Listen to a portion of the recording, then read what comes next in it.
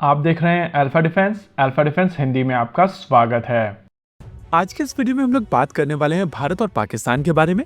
कुछ दिनों पहले भारत के बॉर्डर सिक्योरिटी फोर्स यानी कि बीएसएफ के एक जवान को पाकिस्तानी रेंजर्स ने अबडक्ट कर लिया था और ये अबडक्शन हुआ था पंजाब के फिरोजपुर बॉर्डर के पास में। इनका नाम है पीके साहू और ये बीएसएफ की 182nd बटालियन के एक सोल्जर हैं जो एक्सीडेंटली पाकिस्तान के बॉर्डर की तरफ निकल गए थे, जिसके बाद इनको पाकिस्तानी रेंजर्स ने कैप्चर कर लिया था। पिछले कुछ समय से बीएसएफ की तरफ से लगातार पाकिस्तानी रेंजर्स से बात की जा रही थी और लगभग 7 दिनों तक लगातार मीटिंग्स के बावजूद पाकिस्तान की तरफ से बार बार वही एक्सक्यूज दिया जा रहा था कि उनकी हायर अथॉरिटीज इस रिलीज के खिलाफ हैं और वो भारत के इस सोल्जर को नहीं छोड़ेंगे। देखिए, भारत और पाकिस्तान के बीच में लगी हुई सीमा काफी ज्यादा पोरस है और कई जगहों पर कई बार बीएसएफ के सोल्जर्स उस तरफ निकल जाते हैं और रेंजर्स इस तरफ आ जाते हैं। इस तरीके की सिचुएशन से निपटने के लिए दोनों देशों के बीच में एक प्रोटोकॉल स्टैब्लिश की जा चुकी है और इस प्रोटोकॉल के तहत दोनों देशों के बीच में मीटिंग होती है जहां पर आमतौर पर सोल्जर्स को एक्सचेंज कर लिया जाता है और चीजें वहीं पर खत्म हो जाती हैं।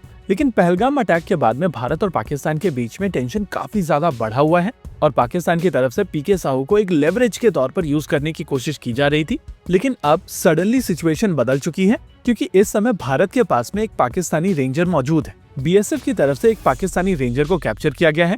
हालांकि अभी तक बीएसएफ की तरफ से किसी भी तरीके का ऑफिशियल स्टेटमेंट नहीं दिया गया है और न ही किसी तरीके की फोटोग्राफ रिलीज की गई है। आमतौर पर जिस तरीके की सेट प्रोटोकॉल है उनके तहत न ही किसी तरीके की रिलीज की जाती है और न ही उनकी फोटोग्राफ शेयर की जाती है ताकि इंडिविजुअल सोल्जर की आइडेंटिटी को छुपाया जा सके और फिलहाल बीएसएफ की तरफ से ये चीज मेंटेन की जा रही है। हालांकि इस समय सोशल मीडिया के ऊपर पाकिस्तान के इस रेंजर की फोटोग्राफ आ चुकी है और ये फोटोग्राफ आई है पाकिस्तानी साइड से, क्योंकि भारत में अभी तक ऑफिशियली इसको लेकर किसी भी तरीके की कॉन्वर्सेशन नहीं की गई है। वैसे तो ये इन्फॉर्मेशन मेरे पास कल सुबह ही आ गई थी, लेकिन पूरे दिन हम लोगों की तरफ से लगातार कोशिश की जा रही थी कि इसको वेरीफाई कराया जाए और ये वेरिफिकेशन किसी रिलायबल सोर्स से हो ताकि ये इन्फॉर्मेशन हम आप सभी के साथ में शेयर कर सके।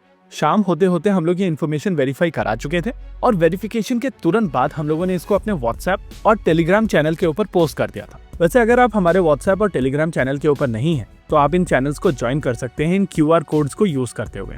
अब बात करते हैं उस इंटरेस्टिंग पार्ट को लेकर। बीएसएफ 7 दिनों से लगातार रेंजर्स से बात करने की कोशिश कर रही थी और उनको बोल रही थी कि जो सेट प्रोटोकॉल्स हैं उनको फॉलो किया जाए।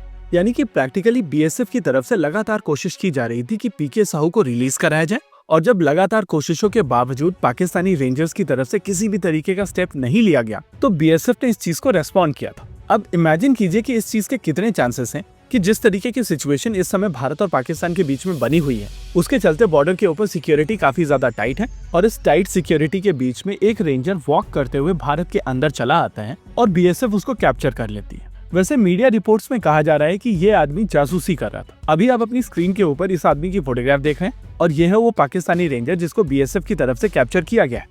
वैसे तो सोशल मीडिया के ऊपर पाकिस्तान रेंजर्स के इस सोल्जर को लेकर बहुत इंटेंस ऑब्जर्वेशंस आई हैं जिनको मैं यहाँ पर नहीं पढ़ूंगा, लेकिन आप में से बहुत सारे लोग इन चीजों को जानते हैं और आप लोग ये भी जानते हैं कि ये सोल्जर ऐसे ही भारत की टेरिटरी में नहीं आ गया था। जी हाँ, 7 दिनों तक मीटिंग्स करने के बाद बीएसएफ ने डिसाइड किया कि एक मिशन किया जाए और नेचुरली इस मिशन के दौरान उन्होंने जिसको कैप्चर किया वो कुछ ऐसा दिखाई देता है और लॉजिस्टिकली ऐसी चीज को इस तरफ वापस लाना काफी आसान होता है। अब जब आगे चलकर बीएसएफ और रेंजर्स के बीच में बातचीत होगी तो उनके पास में एक लेवल प्लेइंग फील्ड होगी और नेगोशिएशन में दोनों के पास में अपनी अपनी बार्गेन चिप भी होगी।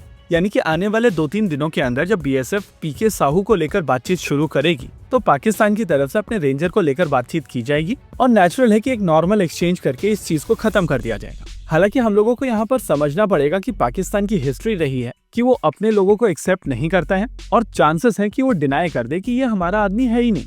एनीवेज, डिटेल्स हम लोगों को आने वाले समय में मिलेगी। फिलहाल के लिए इस वीडियो में रखते हैं केवल इतना ही। वीडियो को अंत तक देखने के लिए धन्यवाद। देखते रहिए अल्फा डिफेंस। जय हिंद।